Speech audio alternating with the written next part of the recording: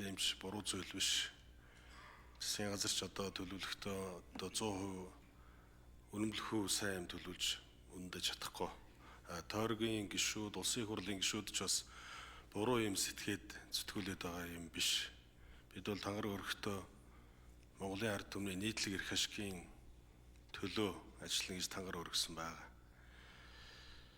Тэгээд энэ Монгол улсын эдийн засгийг бүрдүүлж байгаа нэг хэдэн уурхай үйлдвэрлэл байгаа. За тэр нь бол одоо оюутлогоо, Эрдэнэс 5-7, Нарийн Сүхбаатарын бүлэг ордууд, 5-7 бүлэг ордууд гэдэг. Эдгээр манд зогсчвол юу болох вэ? Эдгээр юун дээр тогтож явж байгаа вэ? Бажуулах үйлдвэр гүний усан дээр тогтож явж байгаа. Тэгэхээр энэ гүний усыг өнгө цагаан боростой гэдэг төслийг Монголын эрдэмтэд, усны эрдэмтэд бүгдээрээ ингэ нийлээд олон 10 жил яриад тэгээ 2024 оны энэ говьоос сонгогдсон 7 гишүүн болон энэ 7 гишүүний манлайлалтаар улсын хурлын гишүүд маань усны лобби бүлэгт нэгдээд энэ төслүүдийг оруулаад ирээ, дэмжиж. Тэгээ усны эрдэмтэд маань усны газар байгаль орчны яамныхан маань одоо маш баяртай, урам зоригтой энэ төслүүдийг хийж байгаа. Шалгарсан компаниуд нь сайн ажиллаа хийж байгаа. Тэгэхээр энэ эдийн засгийн байнгын орон дээр яагаад унсныг бол мэдэхгүй байна. Өнгөрсөн 7 хоногийн хурал дээр унсан гэж ойлголоо санална. Тийм учраас эрхэм гишүүд минь энэ өнгө цагаан бургастай хэмээх энэ говийн гүний усыг ашиглаж баяжуулж нүүрс зис алт угааж байгаа энэ гүний усыг хойч үедээ үлдээж гадагшаа орсож байгаа гадаргын усаараа нуур хийгээд 3% хувиар нь л нуур хийгээд тэгээд энэ говь руу татах энэ төслийг дэмжиж босгож өгөөч гэдгийг та бүдээс хичээнгүйл хүсье. Энэ бол Монголын ард түмний нийтлэг эрх ашигын үүднээс энэ санал явж байгаа шүү.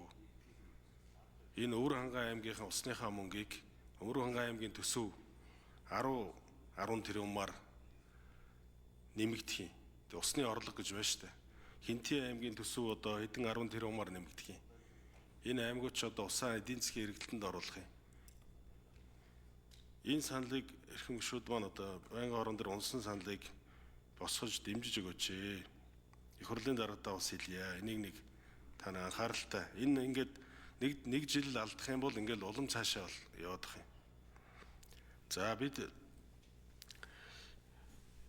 манай улс бол ядуу улс биш. Манай улс бол одоо мөнгө төгрөгөө зарцуулж зарж чадахгүй байгаа. Ирэм дарааллаа олохгүй байгаа. Юмээ эренбэлж чадахгүй байгаа. Ийм л улс. Аль ажлаа төрүүлж хийх үү гэдгээ шийдэж чадахгүй ийм байгаа ийм улс. Ийм учраас одоо цаашдаа энэ яамдууд энд байгаа энэ ажлын хэсгийн хүмүүс бүгдээрээ яавал энэ дараа жилийн энэ төлөвлөгөөн дээр энэ ойлголцлууд улам ойлголцоод явах уу? Яавал их хурлын гишүүдийн санаа бодолтой бүгд бас дотроо энэ Монгол улсын төлөө юм бодоод байгаа шүү дээ. Нэгдсэн байдлаар энэ төслөө оруулж ирэх үү гэдэг дээр эдийн засгийн хөгжлийн яам, засгийн газар улам сайн бодож ажиллах хэрэгтэй байна. Бид одоо хүүхдүүдээ, сургуулийн хүүхдүүдээ алагчлалгүйгээр өдийн цагийг нэг өгчөөд тэгээ санаа амар ажиллаа хийгээд энэ жилээс яриад байгаа шүү дээ. Энэ мөнгө чинь бол тийм их мөнгө биш. Бусад одоо тэр зам юутай харьцуулахад бол нэг номерт бол